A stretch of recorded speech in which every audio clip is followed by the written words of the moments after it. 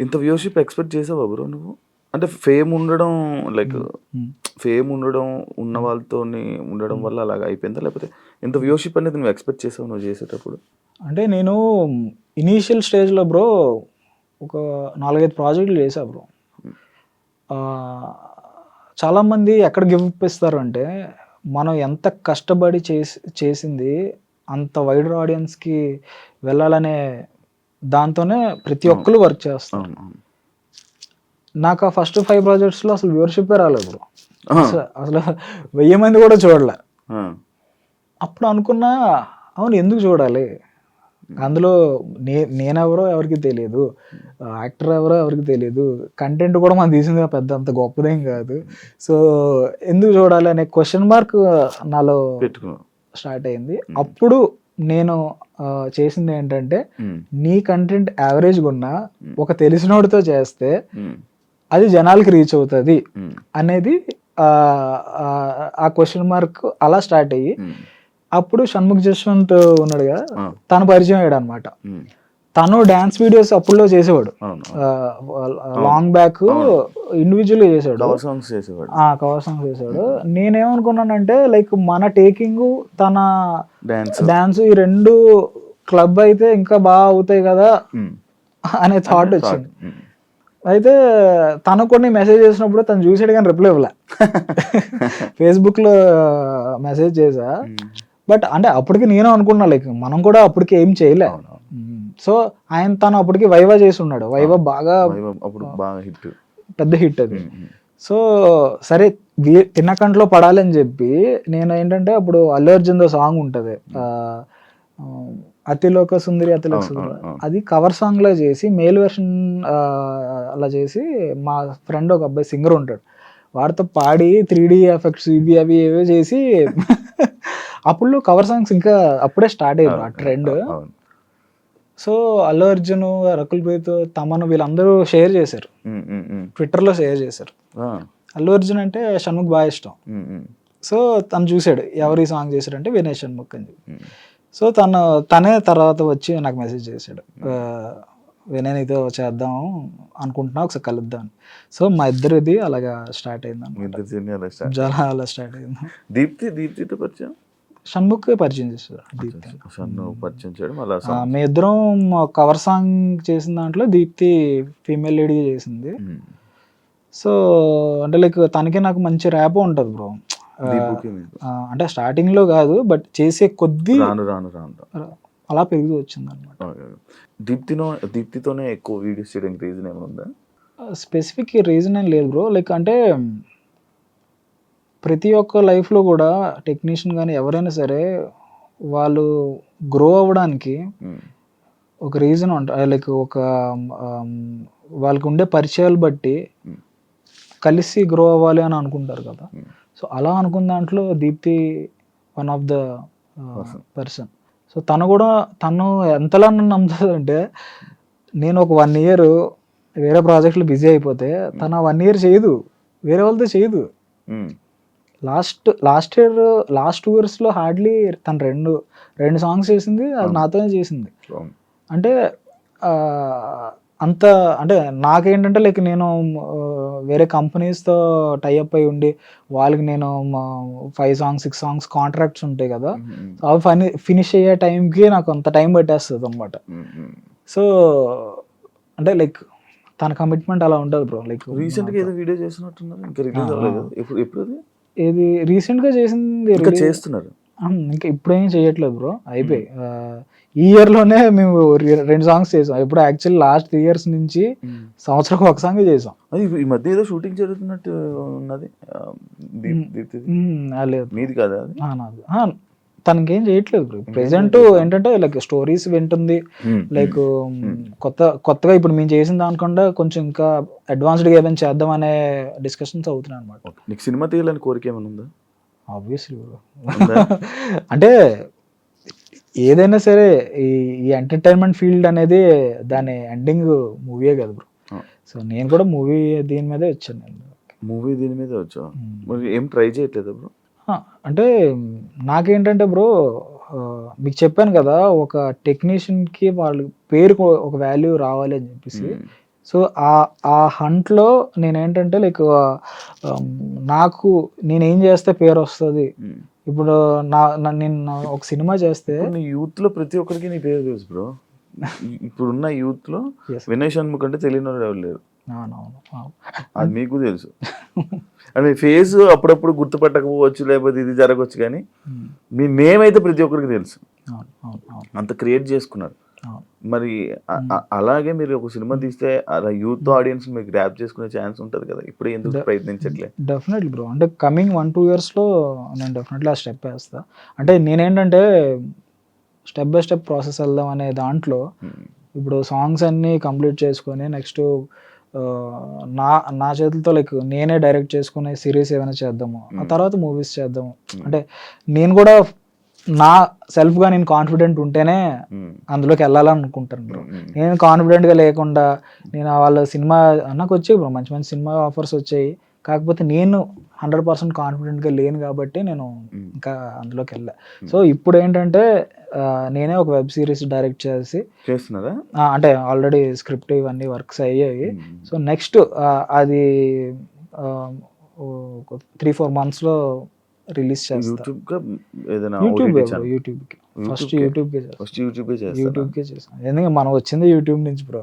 So యూట్యూబ్కే చేస్తా, తర్వాత next step వేస్తా. మీ సాంగ్స్లో మనుషులు చాలా అందంగా కనిపిస్తారు, అమ్మాయిలు ఇంకా చెప్పుకునే అవసరం లేదు, చాలా అందంగా చూపిస్తూ ఉంటారు. ఏం బ్రో మ్యాజిక్? మ్యాజిక్ ఏం లేదు బ్రో, అంటే నేను మీకు చెప్పా కదా, ఫస్ట్ 3 projects షార్ట్ ఫిల్మ్లో నేను చేశాను, నన్ను బాగా చూపించలేదండి. సో అప్పటి నుంచి నాకు ఒక ఫీలింగ్ ఏంటంటే మెన్ ఆర్ ఉమెన్ వాళ్ళని మనం బాగా చూపించాలి. అసలు కంటెంట్తో సంబంధం లేకుండా వాళ్ళని ఎప్పుడైతే బాగా ప్రెజెంట్ చేస్తామో ఒక సినిమాటోగ్రఫర్గా మనకు పేరు వస్తుంది. సో ఆ ప్రాసెస్లో నేనేంటంటే లైక్ వాళ్ళ కొంతమందికి లైక్ ఒక మంచి కైండ్ ఆఫ్ యాంగిల్స్ ఉంటాయి బ్రో. లైక్ ఈ ఫేస్ కట్లో ఒకళ్ళు ప్రాపర్గా ఉంటారు, లుక్స్లో ఇందులో ఒకళ్ళు బాగుంటారు. సో అది ఒక సినిమాటోగ్రాఫర్కి అర్థం అవ్వాలన్నమాట, డిఓపికి. సో మనం ఎలా ఫ్రేమ్ పెట్టినా కూడా అది వాళ్ళ అది అడాప్ట్ చేసుకుంటారు అన్నమాట. సో నేను పర్టికులర్ హీరోయిన్ కానీ హీరోతో వర్క్ చేసినప్పుడు వీళ్ళ బ్యూటీ యాంగిల్ ఎక్కడ ఉంది, వాళ్ళ లుక్ ఎక్కడ ఉంది అనేది ఫస్ట్ డేలోనే నేను ఫస్ట్ టెస్ట్ చేస్తాను. ఏం చేయను బ్రో, టెస్ట్లు ఏం చేయను, డైరెక్ట్ గా లొకేషన్స్ లో ఫస్ట్ చూసుకుంటా ఉంటావు. అంటే కొంతమంది తెలుసు కదా, కొంతమంది ఈ మధ్యకాలం ఇన్స్టాగ్రామ్ లో వచ్చాక రీల్స్ లో బాగా వైరల్ అవుతున్నారు కదా. సో వాళ్ళు ఆల్రెడీ వాళ్ళకి తెలుసు ఏ లుక్ లో బాగుంటారో వాళ్ళు తెలుసు, ఆ రీల్స్ అన్నీ ఒకవైపే ఉంటాయి. సో మనం చేసినప్పుడు కూడా అలాగే పెట్టేస్తాం అనమాట. ఇంకా వాళ్ళ ఫ్రేమింగ్ లో వాళ్ళు పెట్టేసి. సో అంటే చూసే వాళ్ళకి ఏంటంటే వాళ్ళకి వీడు బాగా చూపిస్తున్నాడు అని అంటున్నారు కదా, ఆ బాగా చూపించింది ఎక్కడ వస్తుంది అంటే వాళ్ళకి ఏ లుక్స్ లో బాగున్నాయో అవి మనం పెట్టుకొని చేసుకోవాలి బ్రో. నీకు లవ్ స్టోరీ ఉందా బ్రో ఏమన్నా? లవ్ స్టోరీ అంతేం లేదు. నాకు అలా అనిపించలేదు, అంటే నీ మూవీ నీ సాంగ్స్ లో ఒక ఎమోషన్ ఉంటుంది. అంటే వన్ సైడ్ లో ఉంది బ్రో. అంటే మీరు అబ్జర్వ్ చేస్తున్న సాంగ్స్ లో హీరోయిన్ సైడ్ నుంచి కానీ హీరో సైడ్ నుంచి కానీ ప్రపోజల్స్ ఉంటాయి. ఆ ప్రపోజల్స్ యాక్చువల్లీ ప్రతి సాంగ్ లో చాలా వైరల్ అయ్యాయి అనమాట. అంటే నాకేంటంటే అలా చెప్పాలి, నేను ఇలా చెప్పాలి అనుకున్నవన్నీ ఈ సాంగ్స్ రూపంలో చెప్పేస్తున్నావా? అంటే ఏం లేదు బ్రో, ఒక అబ్బాయి ఒక అమ్మాయిని ప్రపోజ్ చేయాలన్నా, ఒక అమ్మాయి ఒక అబ్బాయి ప్రపోజ్ చేయాలన్నా ఎలా యూనిక్ గా ప్రపోజ్ చేస్తే బాగుంటది అనే థాట్ ప్రాసెస్ అనమాట ఇది. సో నేనేంటంటే ఇలా చేస్తే బాగుంటది, అలా చేస్తే బాగుంటది అని అనుకుంటా కదా. సో అవన్నీ కూడా నేను నా సాంగ్స్ లో పెట్టాను అనమాట. సో అంతే బ్రో. క్రష్ ఉండే అంతే. క్రష్ అంటే ఆబ్వియస్లీ ప్రతి ఒక్కరికి అట్రాక్షన్ అనేది ఉంటది కదా. ఆమె ఉంది, చెప్పలేదు వెళ్ళి, ఇంకా అర్థం అవ్వలేదు ఆమెకి. అంటే అర్థమయ్యేలాగా మనం ఆ టైంలో ఏం చేయలేదు బ్రో. లవ్ ఫెయిల్యూర్ స్టోరీస్ సంబంధించినవి కూడా ఏమైనా ఉందా? బ్రేకప్ ఏమైనా ఉందా? బ్రేకప్ అంటే నేను నా ఫ్రెండ్స్ నా నా చుట్టుపక్కల ఉన్న వాళ్ళ పెయిన్ నేను చూసాను బ్రో. వాళ్ళు ఒక బ్రేకప్ అయినప్పుడు కానీ లేకపోతే ఒక రిలేషను కంప్లీట్గా ఎండ్ అయిపోయినప్పుడు ఆ ఫీలింగ్స్ ఎలా ఉంటాయో నేను లైవ్లో చూసా. సో నేనేం చేద్దాం అనుకున్నానంటే అవి కళ్ళకు గట్టగా అదే లైక్ వాళ్ళని నేనైతే ఎలా అయితే నేను వాళ్ళని చూసానో అలాగా మన ఆడియన్స్కి చూపిద్దాము అనే దాంట్లో నువ్వు తీసుకుంటే అంతా రియాలిటీ బ్రో. నీ ఫ్రెండ్స్ కానీ లేకపోతే బ్రో మీరు నా మ్యూజిక్ వీడియోస్ చూస్తే ఎక్కడ కూడా డ్యాన్స్ ఉండదు, ఇవేం ఉండవు. ఎందుకు ఉండవు అంటే నేను రియాలిటీకి దగ్గరగా చేద్దాము అనే దాంట్లో ఉంటాయి. చాలా మంది అడుగుతారు కూడా డ్యాన్స్ వీడియోస్ ఇవన్నీ చేయొచ్చు కదా అని అంటారు. అవి చేసిన వాళ్ళు చేస్తూనే ఉన్నారు బ్రో. లైక్ వాళ్ళు చేస్తున్నారు కదా, మనం ఇలా చేద్దాం, అవే చెయ్యాలని రూల్ ఏం లేదు కదా. సో జనాలు ఏదైతే అడాప్ట్ అవుతున్నారో వాళ్ళకి దగ్గరగా వాళ్ళ ఆ ప్రెజెంట్ సిచ్యువేషన్ లో ఉన్నారు. అంటే నేను చేసే సాంగ్స్ చాలా మంది వాళ్ళ ప్రెజెంట్ సిచ్యువేషన్, నా సిచ్యువేషన్ ఎలా ఉంది, మీరు కరెక్ట్ గా అది చూపించారు అని చెప్పేసి చాలా మెసేజెస్ వస్తూ ఉంటాయి అన్నమాట. అవి చూసి చాలా హ్యాపీ ఫీల్ అవుతా. Okay, most of the audience ని మనం కనెక్ట్ అవుతున్నారు. బ్రో మీది సామాజ వర్గమన కదా? ఏది బ్రో సామాజ వర్గమన? అది ఎందుకు బ్రో డిలీట్ అయింది అంటే? సామాజ వర్గం దీనికి ఒక పెద్ద కథ ఉంది బ్రో. యాక్చువల్లీ మేము కవర్ సాంగ్స్ చేసిన దాంట్లో ఎక్కువ బడ్జెట్ ఎక్కువ టైం తీసుకొని చేసింది ఇదే. ఈ సాంగ్ ఆల్మోస్ట్ నేను ఒక సాంగ్కి ఆల్మోస్ట్ 28 days ఆల్మోస్ట్ 1 month వరకు కష్టపడి అటు ఇటు ఏ లొకేషన్కి వెళ్ళి చేసాం. షణ్ముఖ్, దీప్తి అందరూ కష్టపడ్డారు. ఖర్చు కూడా బాగానే అయింది. అయితే ఏమైందంటే రిలీజ్ అయిన తర్వాత ఈ సినిమా సాంగ్ ఒరిజినల్ సాంగ్స్ కన్నా మాది ట్రెండింగ్ 1లోకి వెళ్ళిపోయింది. ఒరిజినల్ గా సినిమాలో చేసే సాంగ్స్ కింద ఉన్నాయి. అయితే ఆ ప్రొడ్యూసర్స్ పలానా మ్యూజిక్ ఛానల్ వాళ్ళకి ఫోన్ చేసి ఇలా మెయిన్ సాంగ్ అన్ని కింద ఉండి కవర్ సాంగ్స్ పైన ఉన్నాయి ఏంటండి అని చెప్పేసి డిలీట్ చేయించారు అనమాట. అప్పుడు అనిపించింది, అబ్బా ఎంత కష్టపడి చేసి అంటే డైరెక్ట్ డిలీట్ చేయడం ఏంటి అంటే కొంచెం బాధ వేసింది బ్రో. రెవెన్యూ చేసుకుని కాపీ చేసుకుంటే అయిపోయింది కదా. అంటే అది వాళ్ళకు ఉండాలి బ్రో. ఇప్పుడు దీని నుంచి వచ్చే రెవెన్యూ ఎవరికి వస్తుంది బ్రో? వాళ్ళకే వెళ్తుంది కదా. కాపీరైటెడ్ సాంగ్స్ ఇవన్నీ, కవర్ సాంగ్స్ అంటేనే కాపీరైటెడ్. దీంట్లో వచ్చే ప్రతి రూపాయి వాళ్ళకే వెళ్తుంది. అవును. కానీ మరి ఆ ప్రొడ్యూసర్స్ చెప్పడం వల్ల మరి ఏంటో తెలీదు. ఇంకా నేను అప్పుడు ఫిక్స్ అయ్యా ఇండిపెండెంట్ సాంగ్స్ చెయ్యాలి, ఇంకా కవర్ సాంగ్స్ ఇక్కడతో ఆపేద్దాం. ఇంకా మన ఈ హిట్ ఆఫ్ అట్ట ఇప్పుడు ఏంటంటే కవర్ సాంగ్స్ లో ఆ సాంగ్ ఒక ఫేమ్ కూడా మనకి యాడ్ అవుతుంది వ్యూవర్షిప్ లో. ఇప్పుడు ఒక హిట్ సాంగ్ వచ్చింది అనుకోండి, మనం అది కవర్ సాంగ్ చేస్తే ఆ సాంగ్ వల్ల మనకి వ్యూవర్షిప్ అనేది వచ్చేస్తుంది. బట్ ఒక ఇండిపెండెంట్ సాంగ్ అలా రాదు. ఎందుకంటే ఆ సాంగ్ హిట్ అవుతే గానీ అది జనాల్లోకి వెళ్ళకపోతే వేస్ట్ ఆ సాంగ్. ఎక్స్పెరిమెంట్ చేద్దాం, ఒక 4-5 సాంగ్లు చేద్దాం, దేనికి వ్యూవర్షిప్ రాకపోతే పర్లేదు ఇంకోటి అటెంప్ట్ చేద్దాం, రాకుండా ఉండదు అని గట్టిగా నమ్మి చేసిన ఫస్ట్ సాంగే 90 million కొట్టింది బ్రో. సో అప్పుడు నాకు కాన్ఫిడెన్స్ వచ్చింది, ఓకే వ్యూవర్షిప్ మాట్లాడాల్సిన అవసరం లేదులే. అంటే నేను వ్యూవర్షిప్ ఎందుకు మాట్లాడుతున్నాను అంటే బ్రో, ఒక సినిమా సక్సెస్ అయిందంటే దాని కలెక్షన్స్ కోసం చెప్తారు బ్రో. ఒక యూట్యూబ్ లో వీడియో సక్సెస్ అయిందంటే దాని వ్యూవర్షిప్ చెప్తారు అనమాట. సో నేనేం చెప్పదలుచుకుంటున్నానంటే ఇలాగ ప్రయత్నించే వాళ్ళు ఆ వ్యూవర్షిప్ రావడానికి మనం ఏం చెయ్యాలి, డబ్బులు పెట్టడం కాదు, క్రియేటివిటీ. నీ క్రియేటివిటీ నువ్వు కంప్లీట్ గా పెడితేనే ఆ వ్యూవర్షిప్ వస్తుంది. సో దాని మీద కాన్సన్ట్రేట్ చేయండి అని చెప్తున్నాను. మీ ఇద్దరు బ్రదర్స్ కదా బ్రో? ఎవరు బ్రో? మీరు బ్రదర్స్ కదా, సిస్టర్ ఉంది నాకు. సిస్టర్? బ్రదర్ లేరా? లేదు. ఏం చేస్తున్నారు బ్రో? తను జాబ్ చేస్తుంది బ్రో. ఎప్పుడు బయటికి రాలే కదా? లేదా, తను కూచిపూడి నేర్చుకునేది బ్రో చిన్నప్పుడు. నేను కూడా డాన్స్ క్లాస్కి వెళ్ళేవాడిని.